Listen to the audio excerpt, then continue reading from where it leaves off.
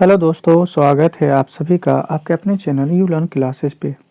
आज आप लोगों के लिए बहुत ही खुशखबरी की बात है कि हम आप लोगों के फुकानिया इम्तिहान 2022 के मैथ यानी हिसाब के वीडियो लेके आ रहा हूँ। तो आज का वीडियो आप लोगों के लिए बहुत ही खास है, क्योंकि आज आपके फुकानिया के जो सिलेबस है उसके बारे में हम बात करेंगे। क्योंकि बहुत सारे ऐसे स्टूडेंट्स हैं जिसको सिलेबस का भी पता नहीं है। तो आज हम सबसे पहले सिलेबस के बारे में बात करेंगे, फिर आपका रेगुलर वीडियो आता रहेगा। तो चलिए हम शुरू करते हैं आज का ये वीडियो। उससे पहले आपसे एक छोटा सा रिक्वेस्ट है, यदि आप मेरे चैनल पे नए हैं तो मेरे चैनल को सब्सक्राइब करें और हमारे साथ बने रहें। तो चलिए शुरू करते हैं। सबसे पहले हम चलते हैं आपके सिलेबस पे। देखिए, आपका सिलेबस जो मदरसा बोर्ड ने जारी करता है उसमें आपके सिलेबस में क्या क्या दिया गया है। तो हम आपके क्लास में चलते हैं। फुकानिया में ये अभी आपका 7 है, 8, 9, 10। तो चलिए हम लोग आ चुके हैं फुकानिया में। ये आपका सिलेबस है, आप यहाँ पे देख सकते हैं। यहाँ पे आपको सारा इन्फॉर्मेशन मिलेगा। चलिए, फुकानिया साल यहाँ पे दे रखा है। फुकानिया साल दोम है, यानी फुकानिया सेकेंड ईयर यानी सेकेंड ईयर। और इसके बाद अगर देखें तो यहाँ पे फुकानिया बोर्ड लिखा हुआ है और यहाँ पे इक्विवेलेंट टू क्लास 10th यानी 10th क्लास के लिए, क्योंकि फुकानिया 10th क्लास के लिए होता है। आगे चलें, अगर यहाँ पे देखें, अगर आप पढ़ें तो यहाँ पे नंबर है, जो नंबर शुमार किया गया है। और आपके जो मुजामिन है वो दिए गए हैं, और मजमू का जो नंबरात हैं वो आपको दिया गया है कि आपको किस सब्जेक्ट में कितने नंबर यानी मिलते हैं, या कितने नंबर के आपके कहने का मतलब यानी क्वेश्चंस आते हैं, आपका एग्ज़ाम होता है। और लास्ट वन आपका है नाम है यहाँ पे किताब का कि वो कौन कौन से किताब हैं।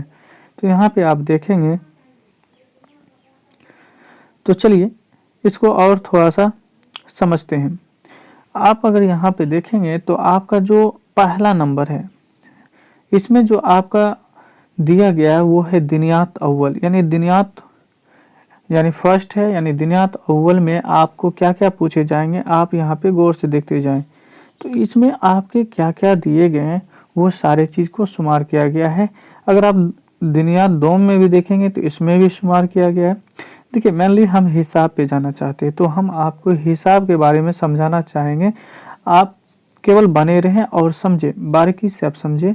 तो यहाँ पे अगर हम आपको दिनियात अव्वल की ही बारे में बात कर रहे हैं, तो आप देख रहे हैं यहाँ पे जो किताब है, यानी किताब या हम उसको कॉन्टेक्स्ट बोल सकते हैं। यानी आप अगर हिंदी की बात करें तो आप विषय वस्तु के बारे में समझ सकते हैं कि आपके कौन कौन से कहने का मतलब बाब भी बोल सकते हैं, किस किस बाब से आपके यानी क्वेश्चंस आते हैं और कौन कौन से बाब आपको पढ़ना है। आगे हम बढ़ें, अगर यहाँ पे देखें अरबी जबान में या अरबी में भी देखें, ये जबान व अदब जो है इसमें भी देखें तो आपको दिया गया है कि आपको कौन कौन से यानी वो बाब है जिसको आपको पढ़ना है। फिर आगे अगर चले, यहाँ पे उर्दू है, फिर यहाँ पे हिंदी है, फिर आपको अंग्रेजी है, साथ ही साथ आप देखेंगे तो फारसी भी दे रखा है। और फारसी देने के साथ ही साथ आप ये भी देखेंगे कि आपके कौन कौन से इसके अंदर बाब मिलने वाले हैं, किस किस बाब को आप पढ़ें ताकि आपके जो सवालात होते हैं यहाँ से आते हैं। तो ये सारे बाब को आप पढ़ते हैं तो इस बाब से आपके सवालात आते हैं। लेकिन हम जानना चाहते हैं हिसाब में, यानी मैथ में जानना चाहते हैं कि मैथ में मदरसा बोर्ड जो है वो क्या कह रखा है। तो आप देखेंगे यहाँ पे आपका हिसाब है, यानी मैथमेटिक्स है, और 100 नंबर के यानी आपके सवाल पूछे जाते हैं, यानी 100 नंबर के आपके सवाल रहेंगे। अब देखें यहाँ पे बुक का नाम दे रखा है। बुक का नाम है रियाजी जमात, और ये रोमन में 10 है, यानी 10 है। तो यहाँ पे रियाजी जमात यानी बुक का नाम है, और यहाँ पे बगल में लिख दिया NCERT। ठीक है, तो ये NCERT के ही पैटर्न पे एनसीईआरटी के ही पैटर्न पे आपके सारे सवालात रहेंगे। लेकिन क्या इसी से सारे सवालात रहते हैं? क्या एनसीईआरटी के जो कहने का मतलब सिलेबस है, इसके अंदर जो कंटेंट्स दिए गए हैं, क्या उसी से ये सारे सवाल रहते हैं? तो चलिए हम लोग सर्च करते हैं और देखते हैं। चलिए हम यहाँ समझते हैं। ये आपका फुकानिया का जो है सिलेबस है, ये फुकानिया का सिलेबस है। और अगर हम देखें कि फुकानिया के सिलेबस में कौन कौन से वो बाब होते हैं, वो कौन कौन से चैप्टर्स होते हैं जिनको हमें पढ़ना होता है। अगर हम फुकानिया के यानी मदरसा बोर्ड के अनुसार अगर आपको हम बताएं, अगर इसके लिहाज से बताएं, तो आप देखेंगे कि पहला जो इसका बाब होगा यानी पहला चैप्टर जो होगा वो होगा अलजेब्रा। ओके, उसके बाद अगर हम दूसरा देखें तो दूसरा होता है सेट थ्योरी। अगर तीसरा देखें यानी हमारा जो आएगा ये है रियल नंबर। फिर आगे देखेंगे तो फंक्शन से यानी अलजेब्रा से पूछा जाता है, सेट से पूछा जाता है और रियल नंबर से पूछा जाता है, फंक्शन से पूछा जाता है। इसके साथ ही साथ अगर हम आगे देखें तो फिर कहा जा रहा है यहाँ पे शॉर्ट्स हैं, पॉलिनोमियल्स हैं, क्वाड्रेटिक इक्वेशन है, कॉमर्शियल मैथमेटिक्स है, मेंसुरेशन है। केवल आप ध्यान से देखते जाएं कि आपके सिलेबस जो है उससे कौन कौन से यानी बाब से सवाल आपके एग्जाम में आते हैं। देखें आगे अगर बढ़ें तो आगे आपको और मिलता है। मेंसुरेशन के बाद आप देखेंगे ट्राइगोनोमेट्री है, स्टैटिक्स है और यहाँ पे congruents triangle and similar triangles हैं। ये टोटल आपके यानी 13 बाब हैं।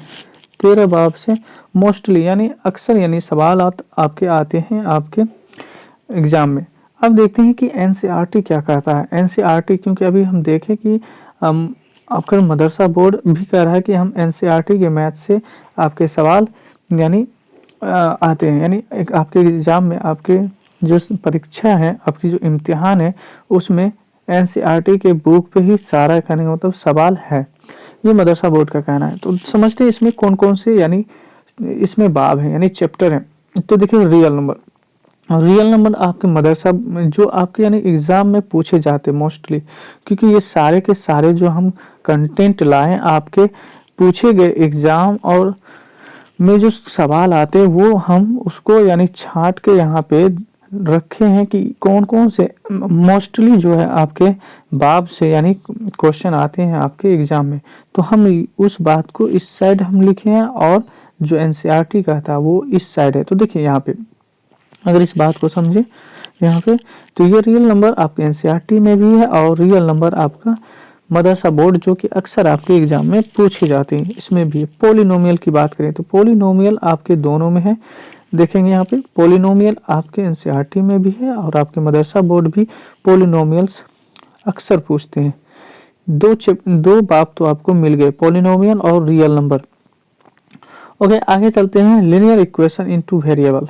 आप देखें यहाँ पे यानी अगर हम बात कर लें एनसीईआरटी की, तो एनसीईआरटी में लीनियर इक्वेशन इनटू वेरिएबल होता है।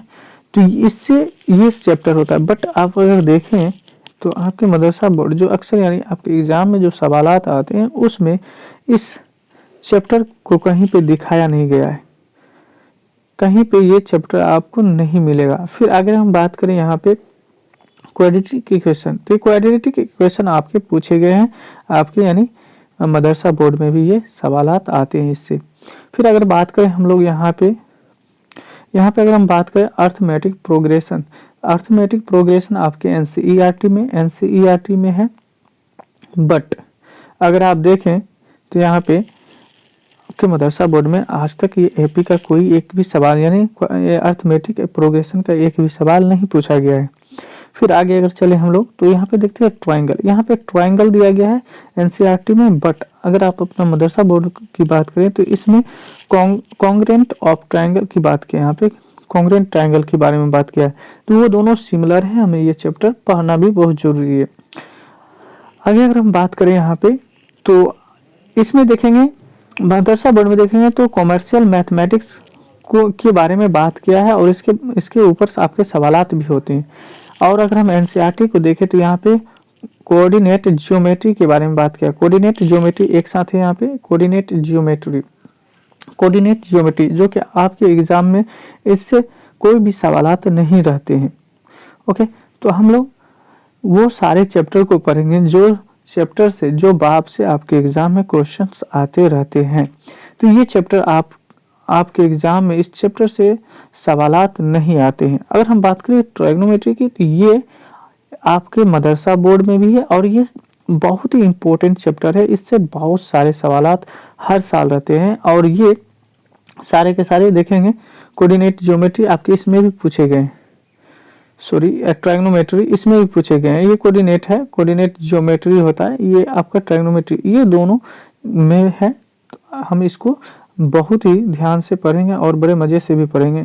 और आगे हम बात करें यहाँ पे, अब तो यहाँ पे है सम एप्लीकेशन ऑफ ट्रायगोनोमेट्री। तो सम एप्लीकेशन ऑफ ट्रायगोनोमेट्री आपके एनसीईआरटी बुक में दिया गया है, लेकिन इस चैप्टर के बारे में जरा सी भी बात मदरसा बोर्ड में, अगर हम क्वेश्चन की बात करें, ये नहीं करें कि ये आपके मदरसा बोर्ड में नहीं है, लेकिन आपके एग्जाम में जो चैप्टर आते हैं ना, जो बाप से यानी क्वेश्चन आते हैं, वो नहीं है इसमें, मदरसा बोर्ड में नहीं पूछा गया है।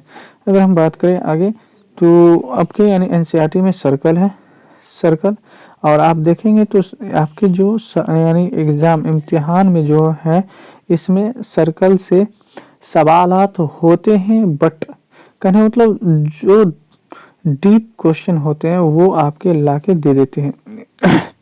चलिए, इससे भी मोटा मोटी अगर कहा जाए तो इससे भी यानी सवालात आते हैं, लेकिन इसमें ज़्यादा बात नहीं की गई है।